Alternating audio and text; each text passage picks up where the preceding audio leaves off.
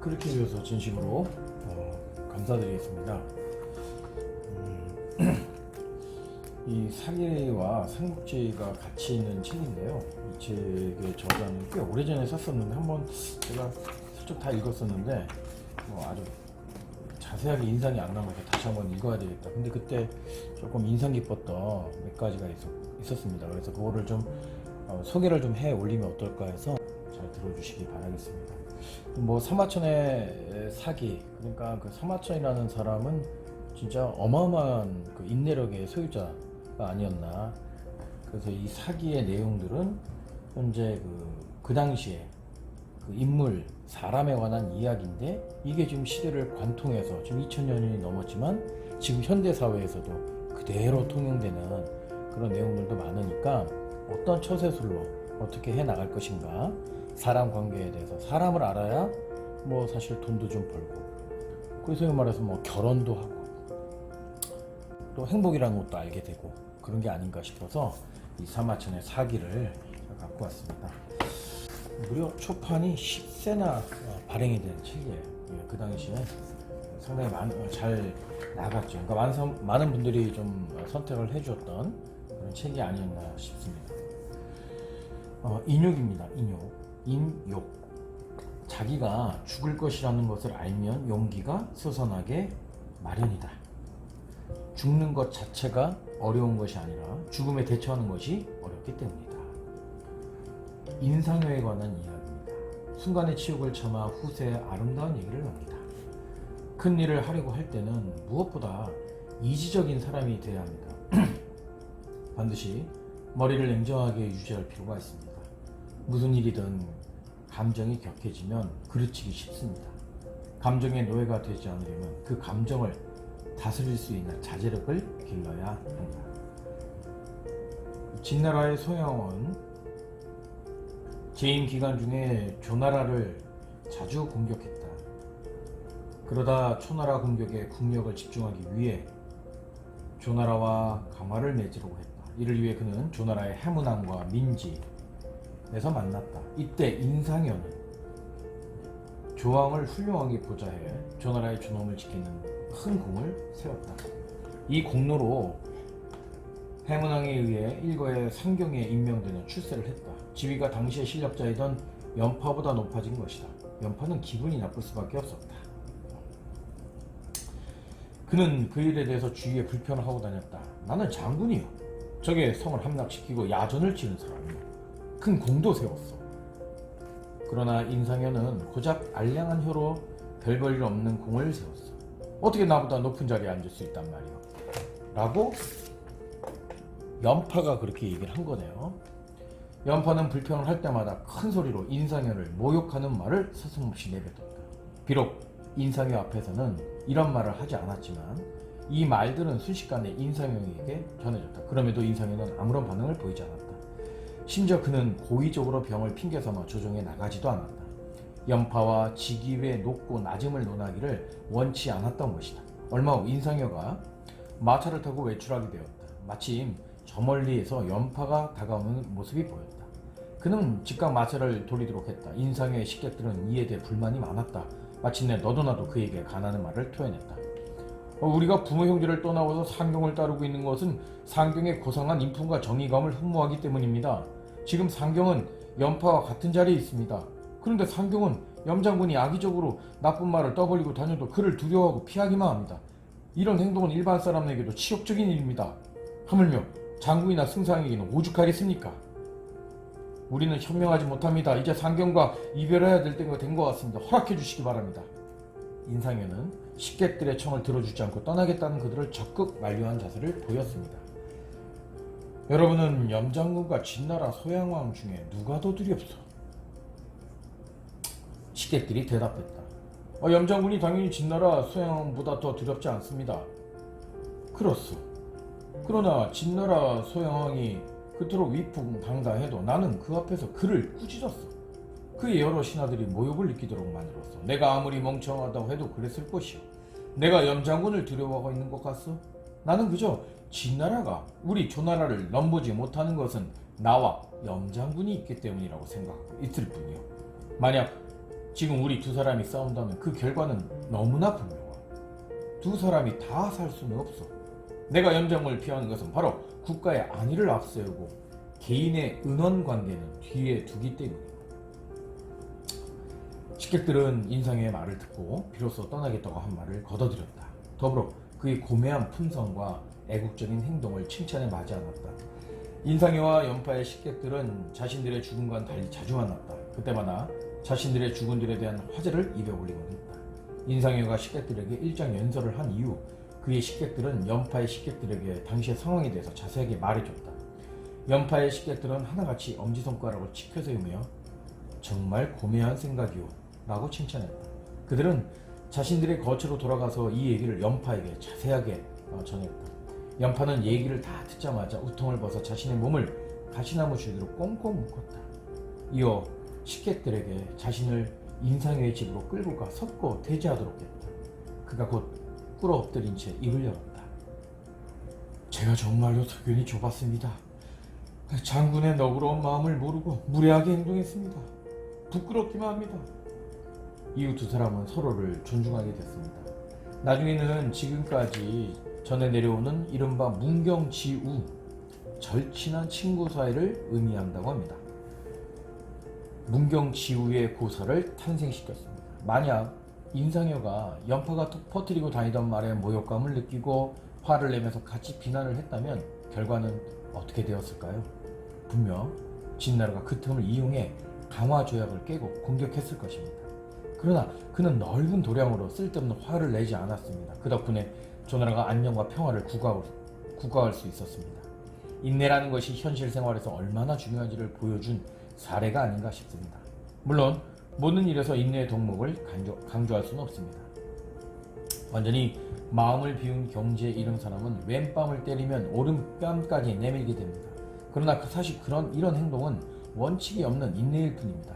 우리는 주로 개인의 의지와 기계 이익을 위해 적극적으로 인내해야 합니다. 한편 세상 물정을 완전히 통달한 사람은 마음속에 인내라는 글자를 새겨넣지 않습니다. 그들의 마음은 이미 평화가 지극한 경지에 이르렀기 때문이다. 그들은 한마디로 경계한 후에도 때가 묻으면 하늘이 욕을 보게 하는 것이다 라고 생각하는 최고의 경지에 이른 사람이라고 할 수 있다. 이게 저자의 얘기인 것 같은데요. 인내라는 것은 다른 의미에서 보면 근신이라고 할 수 있다. 화는 대부분 냉정하지 않은 심리 상태에서 나타나기 때문이다. 만약 심리가 냉정한 상태에 이르게 되면 다시 한번 자신의 행동이 정확했는지 돌아봐야 한다. 이것이 문제를 처리하는 가장 확실한 방법이다. 우리 모두는 사회라는 큰 가정에서 살아간다. 그러나 이 큰 가정에도 이른바 약속이라는 것이 있다. 원칙이 없으면 아무것도 이루어지지 않는다. 진리를 명심해야 한다.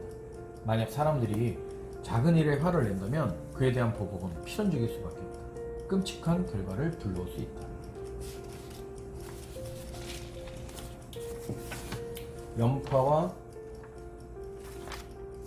인상여에 관한 사기의 생각이었고, 이 문경지우라는 고사성어가 이때 탄생한 거였네요. 한신, 이 부분은 저도 아주 인상 깊게 읽었던 부분이었던 걸로 기억이 나는데요. 남의 다리 밑을 기어가는 치욕을 견딘 끝에 출세하다. 한신, 대협은 저작거리의 건달을 짓밟지 않는다는 말이 있다. 사실 의도적으로 짓밟지 않는 것이 아니라 그럴 필요를 느끼지 못한다고 해야 맞는 말이다. 그럴 가치가 없다는 말도 된다. 대협이 기고만장하여 함부로 덤비는 건달의 치기를 목전에 보고도 인내하는 것은 충분히 찬탈받을 만한 행동이다. 한나라 때 걸출한 군사전략가 한신은 회음, 지금의 장수성 화인시 동남 사람으로 유방을 도왔네요. 한나라를 세운 1등 공신입니다. 유방과 한신은 관계가 깊네요. 어린 시절 아버지를 여인 그는 매우 집안이 가난했습니다. 10살 때 설살 가상으로 어머니마저 갑자기 세상을 떠났다. 이때부터 그는 거의 빌어먹는 생활을 하지 않으면 안 됐다. 한신은 생활이 비록 어려웠으나 고향의 풍속에 많은 영향을 받아 어릴 때부터 글 읽기를 좋아했다. 또 독서를 통해서 병법에도 통달했다. 그러나 진나라의 포악한 통치하에서는 개인적인 능력을 발휘할 수가 없었다. 그저 회수의 강가에서 낚시나 하면서 세월을 보낼 수밖에 없었다. 하루는 그가 검을 찬 시내를 거닐고 있었다. 이때 회음지방에서 한다 하는 건달 5명이 그를 에워쌌다. 그 패거리의 대장은 소년 도살자라는 별명으로 불렸다. 한신은 평소 그들을 너무나 잘 알고 있었다. 때문에 부딪히려는 생각은 별로 하지 않았다. 그가 조용한 어조로 뭐 때문에 나를 둘러싸는 건가? 라고 물었다. 그러나 소년 도살자들의 생각은 한신과는 많이 다른 듯했다. 그가 경멸적인 어조로 한신에게 말했다. 네 외모가 그럴듯하고 또 네가 칼을 잘 쓴다고 생각하나 본데 천만의 말씀, 솔직히 너 같은 놈은 생쥐 같은 겁쟁이일 거야. 만약 네가 죽음을 두려워하지 않는다면 그 칼로 나를 베어보시지. 그러나 네가 겁쟁이는 내 가랑이 밑으로 한번 지나가봐. 그러면 내 너를 살려주지. 소녀는 말을 마치자 바로 허리에 두 손을 올리더니 양 다리를 벌렸다. 표정은 더없이 득이양양했다. 이때 한신은 화가 머리끝까지 치밀어 올랐다. 심지어 손에 칼을 갖다 대기도 했다. 건달들과 이판사판 겨뤄볼 생각이 없지는 않았던 것이다. 그러나 그는 곧 냉정을 되찾았다. 머릿속에서는 웅대한 뜻을 다 펼쳐보기도 전에 먼저 죽으면 어떻게 진날의 압제로 고통받는 우리의 백성을 구해낼 것인가. 별표 들어갔죠? 사나이 대장부도 굽힐 때는 굽혀야 한다. 영역이 어찌 이 한순간에만 있겠는가 라는 생각이 맴돌고 있었다. 한신은 이렇게 생각하자 솟구치는 화를 서서히 가라앉힐 수 있었다. 그는 이어 천천히 몸을 숙여 소년 도살자의 가랑이 밑으로 기어들어갔다. 한신이 건달의 가랑이 사이로 기어갔다는 소문은 곧 회음 전체에 퍼졌다. 이때부터 사람들은 그를 가랑이 사나이라는 치욕스러운 별명으로 불렀다. 한신은 이 별명을 들을 때마다 가슴속에서 고개를 쳐드는 비분관계를 꾹꾹 억누를 수밖에 없었다. 그리고는 진나라를 멸망시키겠다는 원대한 포부를 실현한 다음 반드시 이 치욕을 씻으리라 맹세했다. 진나라 말기인 기원전 208년 드디어 농민의 기의가 폭발했다. 한신은 처음에는 귀족 출신으로 숙질간인 향양과 황후를 따라 남부로 부지런히 오가면서 진나라의 전장에 나섰으나 마지막에는 유방의 휘하에 들어갔다. 이어 대장군으로 임명된 다음 유방을 도와 항우를 격파했다. 유방이 한나라를 세운 후 초왕으로 봉해졌다. 도성은 비. 한신은 봉지를 받은 직후 자신을 가랑이 밑으로 기어가게 한 소년 도살자를 불렀다. 소년은 한신을 대하자 당황해 어찌할 바를 몰랐다. 나중에는 연신 머리를 땅에 조아리고는 제발 목숨만 살려달라며 간청했다. 한신은 얼굴에 웃음을 띤 채 그를 일으켜 세웠다. 나는 너 같은 사람을 좋아한다. 네가 나의 대망을 왕소하도록 만들어줬기 때문이다. 나는 오랫동안 가랑이 밑을 기어 지나간 치욕을 가슴에 새기고 있었다. 나 자신을 끊임없이 채찍질하기 위해서였지. 나 자신의 포부를 실현해야 치욕을 씻을 수 있었으니까. 나는 네 도움에 고마움을 표현하고 싶구나. 나는 지금 너를 초나라의 중위, 치안 유지를 책임지는 관리 임명하겠다. 소년 도살자는 한신의 말에 너무나 부끄러워 얼굴을 들지 못했다. 하기야 그가 한신의 손에 붙잡힌 다음에도 죽지 않았을 뿐만 아니라 괜찮은 자리에 관직까지 얻을 줄 상상이나 했겠는가? 그는 계속 땅에 머리를 조아리면서 고맙다는 말을 되뇌었다. 저자의 이야기입니다.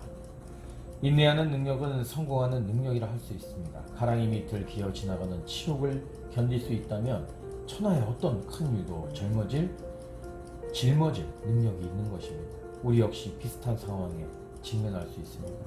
이럴 때에는 한신의 태도를 떠올려보는 건 어떨까요? 자신을 용이라고 생각하고 내일의 출세를 머릿속에 그린다면 오늘은 충분히 참을 수 있습니다. 주발에 관한 얘기입니다.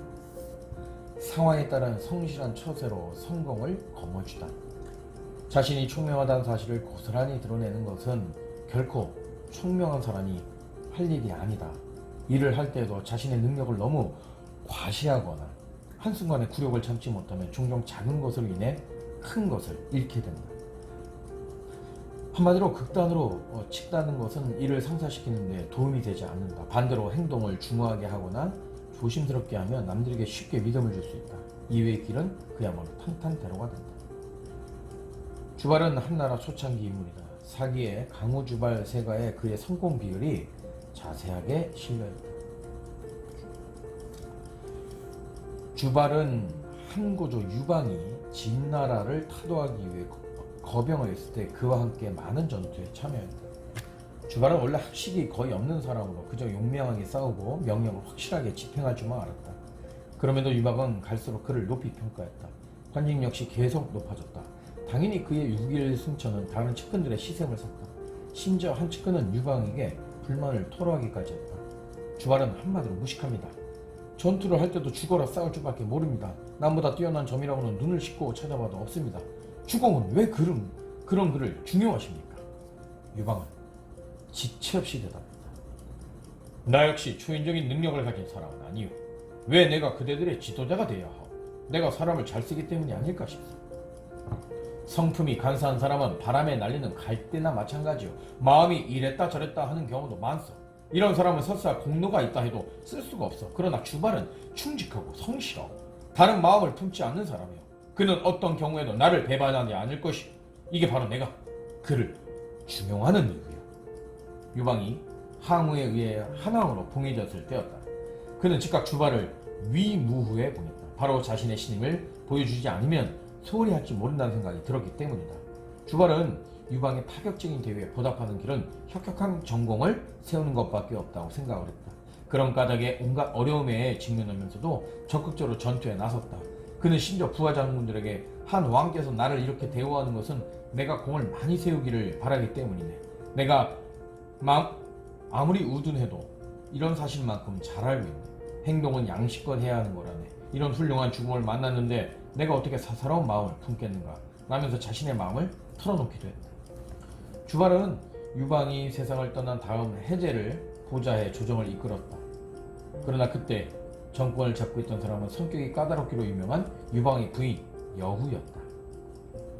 그녀는 여시 일족들을 왕으로 대거 등용하겠다는 야유욕을 품고 자신의 이런 계획을 즉각 주변에 널리 알렸다. 놀랍게도 적극적으로 반대하는 신하가 있었다. 우승상 왕릉이었다. 고조께서는 일찍이 백마를 잡아 맹세할 때 유씨가 아닌 사람이 왕이 되면 천하 사람들이 모두 들고 일어나 그를 토벌할 것이라고 말씀하셨습니다. 그런데도 지금 대우께서는 여씨를 왕으로 세우려고 하고 있습니다. 이것은 분명 맹세를 위반한 것입니다. 절대로 안 됩니다. 여우는 왕릉의 말에 몹시 불쾌했다. 그러나 화를 꾹 눌러 참은 채 주발에게 어떻게 생각하는지 물었다. 주발이 대답을 했다. 지금은 태우께서 조정에 계시니 괜찮다고 생각합니다. 여씨를 왕으로 봉해도 무방합니다. 왕릉은 기가 막혔다. 주발과 둘만 있는 자리에서 왕릉이 그를 질책하면서 분노를 폭발시킨 것은 너무나 당연한 일이었다. 그대는 고조를 따라 수년 동안 전쟁터를 누볐어. 그런데 오늘 고조를 배반하는 말을 할 수 있어? 부끄럽지도 않으시오. 주발은 이에 진지한 표정으로 대답을 했다. 지금 상황은 어쩔 수 없는 것이오. 저항해봐야 무슨 소용이 있겠어. 그대는 향후 내 고충을 알게 될 것이오. 왕릉은 여우에게 저항한 탓에 얼마 후 파직을 당했다. 태부로 강등된 것이다. 그는 곧바로 병을 핑계로 고향에 돌아가 두문불출하다가 결국 고향에서 생을 마감했다. 반면 주발은 더욱 여우의 신임을 받게 되었다. 그러나 여우가 세상을 떠난 다음엔 누구도 예상치 못한 발빠른 행보를 보였다. 진편과 손을 잡고 여시 일족을 모조리 살해한 후 세상을 다시 한나라 천하로 되돌린 것이다. 주발은 왕릉과 달리 형세가 불리한 상황에서는 중요한 얘기네요. 여우에게 무모한 저항을 하지 않았다. 대신 인내하는 노력을 기울였다. 그는 이렇게 해서 자신의 목숨을 부지했을 뿐만 아니라 훗날 역공을 가해 승리를 거머쥘 수 있었다. 그의 공격은 떠들썩하지 않았다. 그러나 치명적이었다. 유방이 그를 잘못 보지 않았다는 것이 여실히 증명된 셈이다. 주발은 독실했다. 절대로 천방지축 날뛰지 않았다. 허행에 눈이 어두워 자신이 대단한 것처럼 우쭐대지 않았다. 이런 사람들은 쉽게 신임을 얻을 수가 있다. 나아가 언젠가는 자신의 역량을 발휘할 기회를 가질 수 있다. 이것이 바로 참을 수 있는 사람이 큰 일을 한다는 진리가 아닐까? 본분에 최선을 다하는 것은 드러나지 않는 진정한 역량이라고 할 수 있다. 우발의 행동을 보면서 우리가 직장생활에서, 사회생활에서, 특히 직장생활에서 이런 일들은 비일비재로 일어날 수 있죠. 잘 대입해서 과연 내가 어떻게 해야 될지를 한번 생각해 보는 것도 좋지 않을까 생각이 듭니다. 진평입니다. 불만은 겉으로 드러내지 말아야 한다. 행동할 때는 항상 원칙을 견지해야 한다. 또한 정의도 지켜야 한다. 이는 논쟁의 여지조차 없다. 그러나 세상을 살다 보면 공평하지 못한 일들을 수없이 만나게 된다. 하지만 설사 그렇더라도 그 일을 가지고 사사건건 논쟁으로 일삼으면 안 된다. 또 자신의 불만을 얼굴에 나타낼 필요도 없다. 그저 개인의 역량에 한계가 있다는 사실을 인식하고 원칙을 견지하면서 정확한 전략으로 세상을 살아가면 된다. 그렇지 않으면 곳곳에서 벽에 부딪히게 될 뿐만 아니라 원칙을 지키는 것도 공허한 말이 된다. 진평에 관한 이야기. 진평은 한나라 초창기의 명신으로 유명하다. 뛰어난 지혜를 바탕으로 남들이 이뤄내지 못한 업적을 많이 남겼다. 사기의 진승상세가 그에 대한 기록이 있다. 진평이 일찍이 뛰어난 계략으로 유방의 한나라 계곡을 도왔다. 이로 인해 고교구에 봉해질 수 있었다. 이 이후 승승장구를 내달렸으나 해제 유형이 세상을 떠난 다음에는 그도 어려운 상황에 처하게 된다. 여우가 정권을 장악하기 시작한 것이다. 진평은 이때 승상의 자리에 있었다. 당연히 여우의 정권 장악에 불만이 많았다. 당시 여우는 자신의 친정이 여씨들만 감싸고 돌면서 능력 있는 대신들을 몹시 경원했다. 어려운 말이네요. 웬만한 대신들과는 비교도 안 될 만큼 양방면에서 출중한 능력을 갖추고 있던 진평으로서는 위기를 느끼지 않을 수 없었다. 자신의 능력이 화근이 될 수 있다고 생각한 것이다. 그는 고심 끝에 여우의 예봉을 피해야만 한다는 결론에 이르렀다. 그는 여씨의 권력이 약해지기를 기다리기로 했다. 하기야 어떻게 하든 승상의 자리만큼은 보존해야 했으므로 그것이 최선의 방법이기도 했다. 이때부터 그는 의도적으로 거의 매일 술과 여색에 빠진 듯 파라코의 행동으로 일관했다. 조정에 나갈 때는 흔적거리면서 자신의 의견을 분명히 말하지도 않았다. 지위가 높았으나 그 어떤 일도 신경을 쓰지 않았다. 한마디로 흐리멍텅한 모습을 여실히 보여줬다. 얼마 후 여우는 여씨들을 왕으로 봉하려고 했다. 이를 위해 그녀는 진평 등의 의견을 구했다. 성질이 대쪽 같은 왕릉은 반대했으나 상황이 빨랐던 그는 주발과 비슷한 태도를 보였다. 이후 그는 주발과 함께 여우의 신임을 독차지했다. 이에 불만을 품은 여우의 여동생 여요는 끊임없이 여우 앞에서 진평을 욕했다. 승상은 정사를 돌보지도 않고 있어요. 낮에는 매일 술만 먹고 밤에는 여색에 빠져 지낸다고요. 여요가 꼭 여자일 거라는 생각이 갑자기 들어서 죄송합니다. 이 얘기가 진평의 귀에 들어갔다. 그의 얼굴에는 회심의 미소가 떠올랐다. 아니나 다를까 그에 대한 여우의 경계심은 날이 갈수록 줄어들었다. 그녀는 심지어 그에게 어린아이나 여자의 말은 절대로 듣지 말라는 얘기가 있어. 우리가 이런 관계에 있는데 내가 어찌 내 여동생의 고자질에 혹해한단 말이오? 라면서 신임을 나타냈다. 진평은 그 말을 듣고는 더욱 자신의 진심을 감추고 거짓 행동을 계속했다. 여우는 얼마 후 그에 대해서는 그 어떤 의심도 하지 않게 됐다. 완전히 자신의 충복으로 생각할 정도였다. 그러나 여우가 세상을 떠난 후 그는 기다렸다는 듯 주발과 손을 잡았다. 여씨의 세력은 가볍게 소탕됐다. 이 과정에서 여우의 최측근이었던 여산과 여록은 죽임을 당했다. 그 다음 진평은 주발과 함께 유황을 문제로 옮겼다. 문제는 두 사람을 차례로 승상에 임명했다. 군왕 밑에서 관리로 일하다 보면 여러 상황에 처할 수 있다. 이럴 때는 분명한 원칙을 지켜야 한다. 드러내야 할 때는 똑똑하게 행동하고 감추어야 할 때는 멍청하게 행동하는 것이 그것이다. 옛말에 성인의 돈은 은과 이게 있다고 했다. 뛰어난 지혜를 가진 사람의 비결은 내심을 감추고 드러내지 않는 것에 있다는 얘기다. 좋은 교훈이네요. 물러나는 것이 진격하는 것이다. 진문공. 은인자중으로 자신의 능력을 숨기는 것은 역사적 인물들이 성공을 거둘 수 있었던 가장 결정적인 방법이었다. 어려움에 처했을 때 일시적인 호기를 부리지 않고 은인자중하고 물러날 줄 알았던 것이다.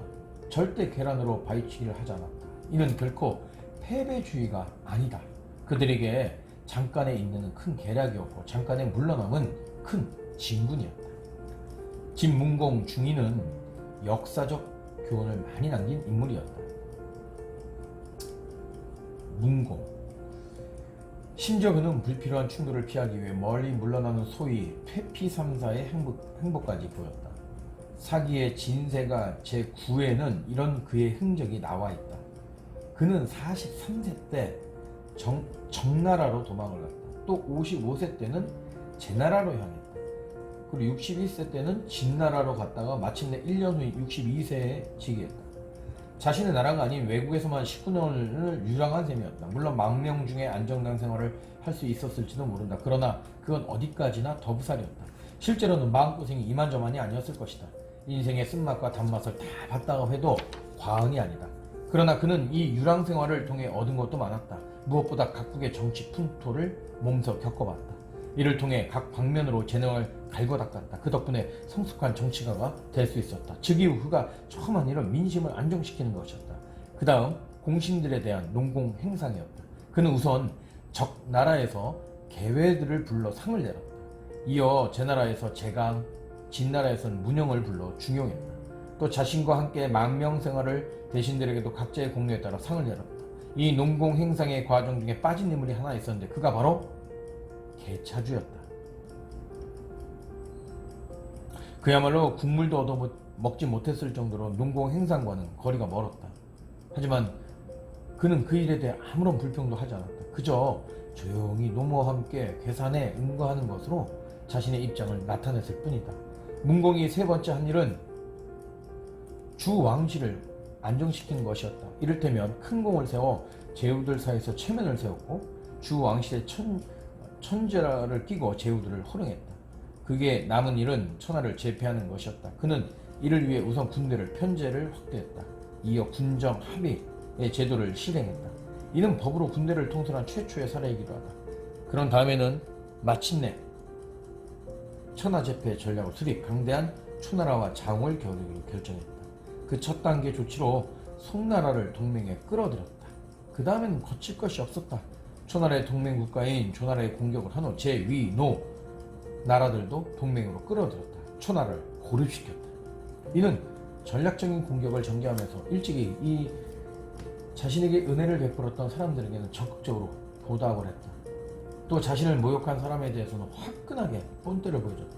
이른바 구한보시였다.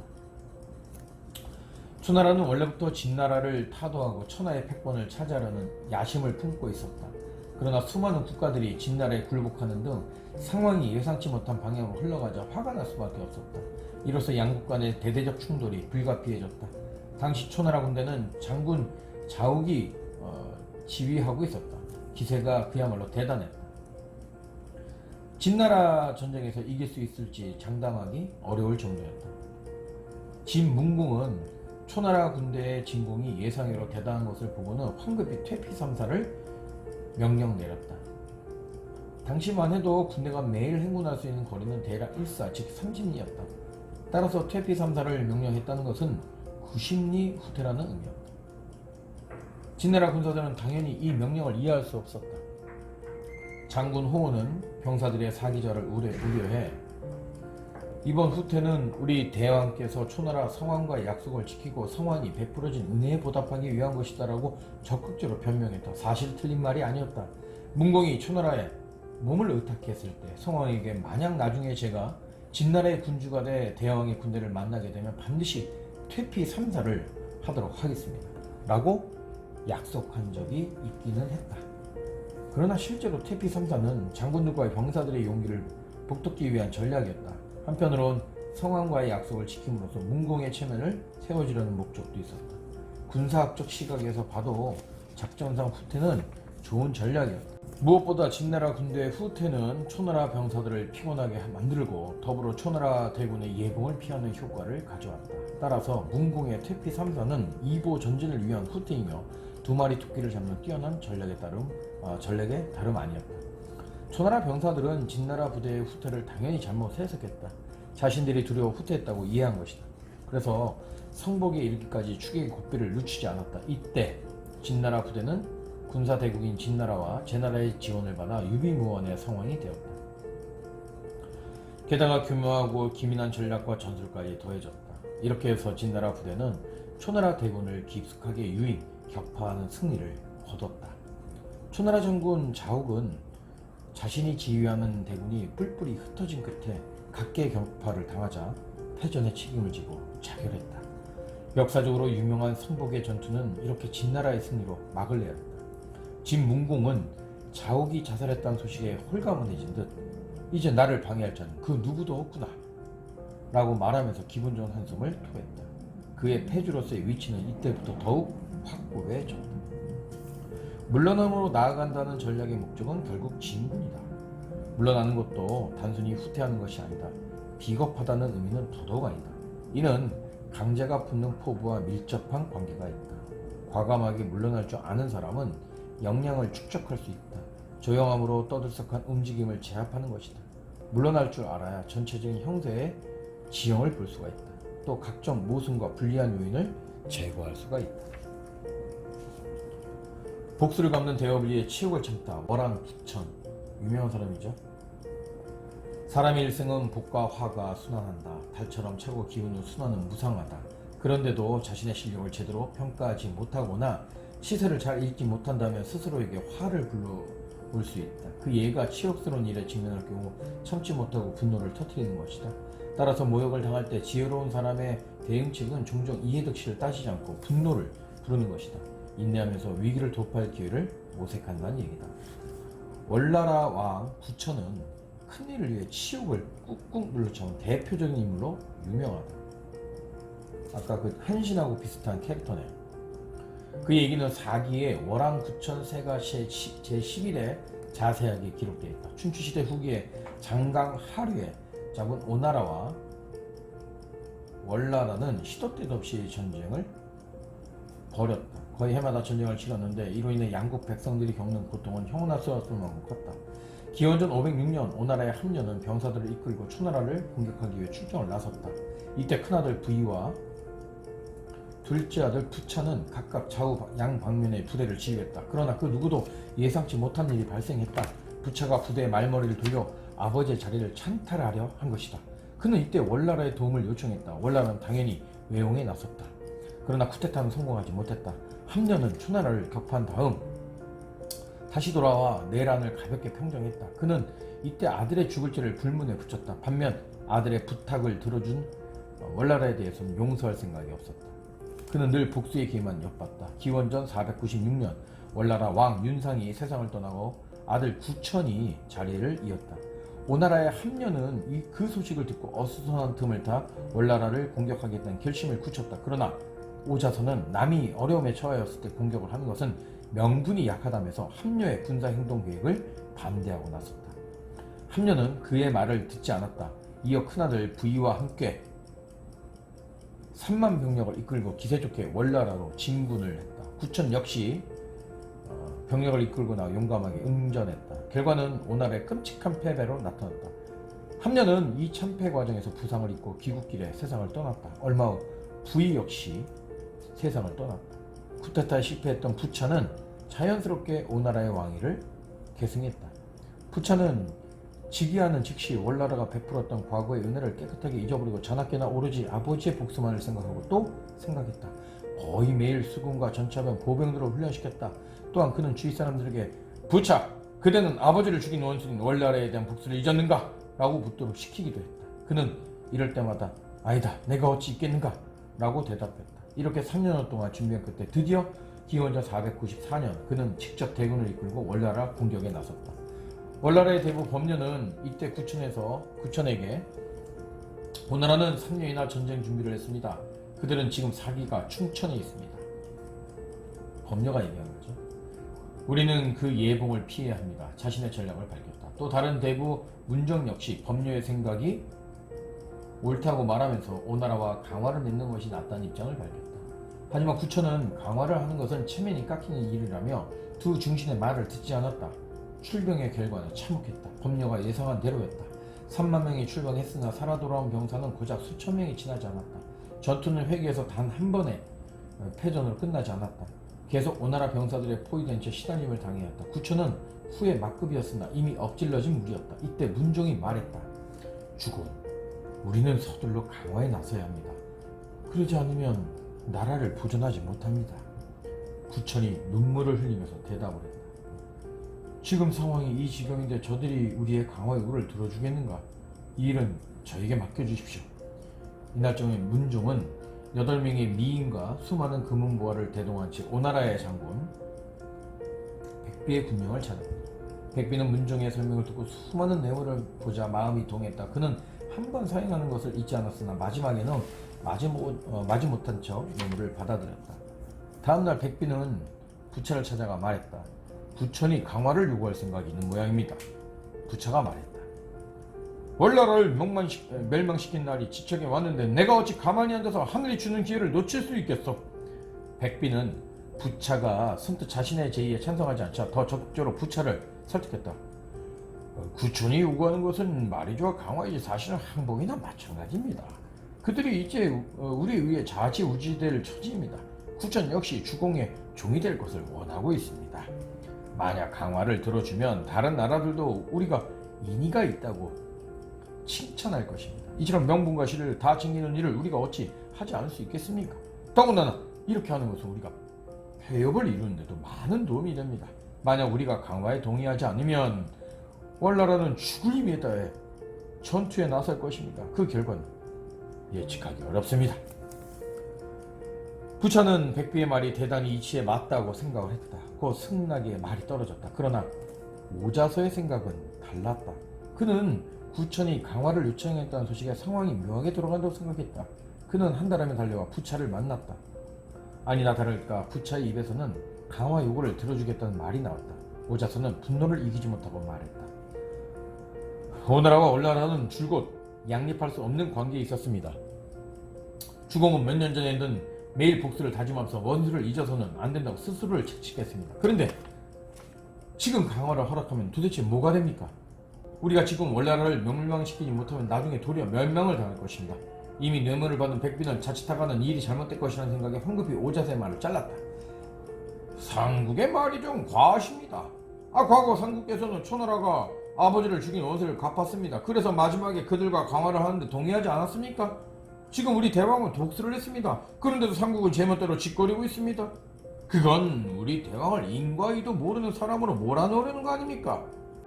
두 사람들은 싸우지 마시오. 상국은 먼저 돌아가시오. 월나라가 공물을 보내오면 내 그대에게도 일부 나눠주리다. 오자서는 마음이 쓸쓸했다. 자신이 아무리 나서봐야 소용이 없다는 사실을 깨달은 그는 그의 입에서는 오나라는 곧 망하겠구나라는 탄식이 흘러나왔다. 백비의 말처럼 월나라는 명의상으로는 강화를 요구했으나 사실 항복한 것이나 마찬가지였다. 구천은 문종에게 모든 나라일을 맡겨서 처리하라고 당부한 다음 법녀와 함께 오나라로 향했다. 부차가 시키는 일을 하기 위해서였다. 부차는 두 사람을 남녀하기 이를 데 없는 소국에 살도록 조치했다. 이어 합녀의 묘를 지키고 말을 먹이는 일을 맡겼다. 지금 인물들이 너무 많이 나와서 좀 헷갈리실 수 있는데요. 그래서 제가 그 인물들 때문에 이렇게 동그라미 치면서 이렇게 역사서 볼 때는 항상 하거든요. 그래 눈에 들어오니까. 부차는 구천에게 모욕을 주는 일도 행동도 서슴지 않았다. 궁궐을 나설 때 그에게 말을 끌게 하고 돌아와서는 옷과 신발을 벗기도록 했으며 심지어 화장실에 갈 때는 앞에서 기다리기까지 했다. 부천은 부차의 모든 명령을 따랐다. 그지없는 행동으로 나중에 부차의 환심을 사게 되었다. 한 번은 부차가 병이 들었다. 부천은 신통력 있는 법녀에게 향후의 상황을 예측해보라고 했다. 법녀는 곧 병이 나을 것이라고 대답했다. 그는 바로 부차에게 달려가 병이 어떤지 살폈다. 이어 부차의 대변을 맛보면서 말했다. 대왕의 병은 곧 나을 것입니다. 부차가 이상하다는 듯 물었다. 그대가 그걸 어떻게 하는가? 구천이 대답했다. 저는 일찍이 명희한테 의학을 배웠습니다. 환자의 대변을 맛보는 것만으로도 병의 경중을 알 수 있습니다. 지금 제가 대왕의 대변을 맛보니 시환, 추위로 인한 열병에 걸린 것 같습니다. 큰 병은 아닙니다. 얼마 후에 나을 것입니다. 대왕께서는 걱정할 필요가 없습니다. 과연 며칠이 지나지 않아 부차의 병이 완쾌되었다. 오나라죠. 부차는 급기야 구천이 자신의 아들과 크게 다르지 않다는 생각을 하게 됐다. 아니 나중에는 그가 아들보다 더 낫다는 생각까지 하기 이르렀다. 더구나 문종은 그때까지 쉴 새 없이 백비에게 뇌물을 갖다 바쳤다. 이렇게 백비 역시 틈만 나면 부차에게 구천을 위해 좋은 말만 했다. 그렇게 3년이 지나자 부차는 드디어 구천이 진심으로 자신에게 충성하다고 생각하게 됐다. 마침내 부차는 구천을 월나라로 돌려보내는 결정했다. 여기까지 읽고 이제 마무리를 해야 될 것 같습니다. 제가 1시간만 이렇게 리딩을 하고요. 이거 다음에 다시 이 부분 뒤로 좀 아쉽네요. 좀 더 갈까? 마침내 부차는 구천을 월나라로 돌려보내는 결정했다. 오자서는 적극 반대하며 절대로 돌려보서는 안 된다고 간했다. 그러나 그러면 그럴수록 오자서에 대한 부차의 반감은 더 깊어졌다. 그러니까 오자서는 지금 오나라, 나중에는 그의 간언에 신경조차 쓰지 않게 됐다. 구천은 귀국한 다음에 오로지 회계에서 당한 치욕을 씻을 생각만 골몰했다. 그런 생각은 행동으로도 나타나 미색을 가까이 하지 않는 것은 물론이고 가무음주는 쳐다보지 않았다. 이게 정말 중요한 것 같아요. 미색, 가무음주. 먹고 자는 것도 검소하게 그지없었다. 안으로는 군신들을 격려했을 뿐만 아니라 아래로는 백성들을 바르게 지도 계몽했다. 이렇게 3년 동안 온갖 노력을 다하자 월나라의 민심은 급속도로 그에게 기울었다. 그럼에도 그는 현실에 안주하지 않았다. 군신들의 충성을 더 확실하게 유지하기 위해 끊임없이 은덕을 베풀었다. 이를테면 맛있는 것이 있으면 반드시 신하들에게 나눠주고 자신 혼자 즐기지 않았다. 좋은 술이 있으면 반드시 나눠줬다. 또 항상 부인네들이 짜준 허름한 옷을 입었다. 검소하게 생활했네요. 그는 투지를 잃지 않기 위해 평안한 생활도 마다했다. 요도 없이 침대 위에 건초더미를 깔고 잠을 자는 것은 기본이었다. 이뿐만이 아니었다. 자신이 받은 치욕과 어려움을 잊지 않겠다는 의미로 쓰디 쓴 동물의 쓸개를 준비해놓고 수시로 맛보는 것도 잊지 않았다. 그는 또한 궁궐을 나설 때면 항상 마차에 먹을 것을 가득 실어놓고 노약자와 병든 사람이 보이면 지체 없이 나눠주었다. 몇 년 동안 각고의 노력을 기울인 끝에 그는 드디어 대부들을 불러놓고 자신의 생각을 털어놓았다. 나는 오나라 왕 부차와 일전을 준비하려 하오. 완전히 사세 결단을 내겠다는 말이오. 여러 사대부들은 나와 뜻을 같이 일이 성사되도록 해주기 바라. 나는 부차와 싸우다가 죽는 것이 최대 소망이오. 만약 이 소망이 이루어지지 않고 우리의 힘으로 나라 밖의 제후들과 힘을 합해도 오나라를 멸망시키지 못한다면 나는 우리나라를 버릴 것이오. 이어 칼을 든 채 여러분 곁을 떠나 이름과 얼굴을 바꾸겠소. 부차의 종이 돼 일하다가 기회를 틈타 그를 죽이겠소.